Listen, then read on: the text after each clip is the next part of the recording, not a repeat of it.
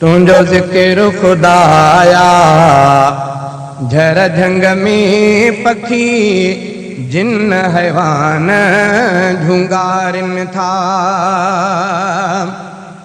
तुझो ज़िक्र खुदाया झर झंग में पखी जिन हैवान झुंगारन था।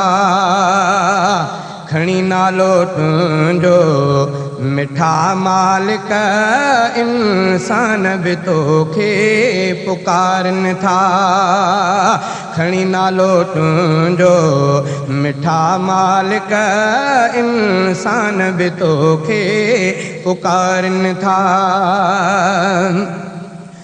पखी असुर जे वेल आखेरन में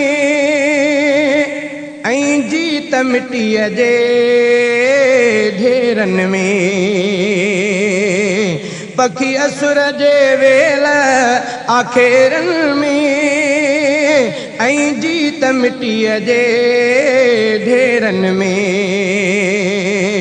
अल्लाहु अल्लाहु जो ज़िक्र करे, अल्लाहु अल्लाहु जो ज़िक्र करे हैवान बेहाम खे ठारन था। तुझो ज़िक्र खुदाया झर झंग में पखी जिन हैवान झुंगारन था। खणी नालो तुझो मिठा मालिक इंसान भी तोखे पुकारन था। ज़मी अर्श ते तुझो ज़िक्र हले, हर दिल में तुझो फ़िक्र हले।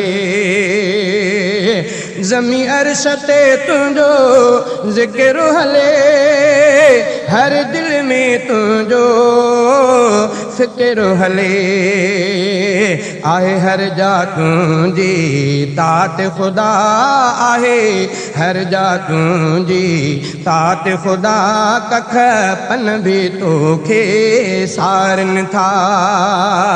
आहे हर जा तुझी तात खुदा, कख पन भी तोखे सारन था। तुझो ज़िक्र खुदाया झर झंग में पखी जिन हैवान झुंगारन था। खणी नालो तुझो मिठा मालिक इंसान भी तोखे पुकारन था। मथे अर्श अज़ीम ते मलक मिड़ई, हूरूं ऐं परियूं कन ज़िक्र सभई। मथे अर्श अज़ीम ते मलक मिड़ई, हूरूं ऐं परियूं कन ज़िक्र सभई। ला इलाहा इल्लल्लाहु चई तुझी सिफ़त सुभान उचारन था। ला इलाहा इल्लल्लाहु चई तुझी सिफ़त सुभान उचारन था। तुझो ज़िक्र खुदाया झर झंग में पखी जिन हैवान झुंगारन था। खणी नालो तुझो मिठा मालिक इंसान भी तोखे पुकारन था। सजे रूए ज़मीं जो मालिक तूं, कायनात सॼीअ जो ख़ालिक तूं। सॼी रूए ज़मीं जो मालिक तूं, कायनात सॼीअ जो ख़ालिक तूं। हर कंहिंखे आवाई वात इहा, हर कंहिंखे आवाई वात इहा। तोखे वाली कोन विसारन था। तुझो ज़िक्र खुदाया झर झंग में पखी जिन हैवान झुंगारन था। खणी नालो तुझो मिठा मालिक इंसान भी तोखे पुकारन था। पयो ज़िक्र तूं अर्ज़ मोहम्मद कर,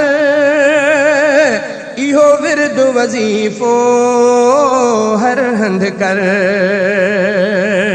पयो ज़िक्र तूं अर्ज़ मुहम्मद कर इहो विर्द वज़ीफ़ो हर हंध कर अल्लाह मिठे खे याद करे अल्लाह मिठे खे याद करे सब अंदर पंहिंजे खे उजारनि था अल्लाह मिठे खे याद करे सब अंदर पंहिंजे खे उजारनि था तुंहिंजो ज़िक्र ख़ुदाया झर झंग में पखी जिन हैवान झुंगारनि था खणी नालो तुंहिंजो मिठा मालिक इंसान बि तोखे पुकारनि था तुंहिंजो ज़िक्र ख़ुदाया झर झंग में पखी जिन हैवान झुंगारनि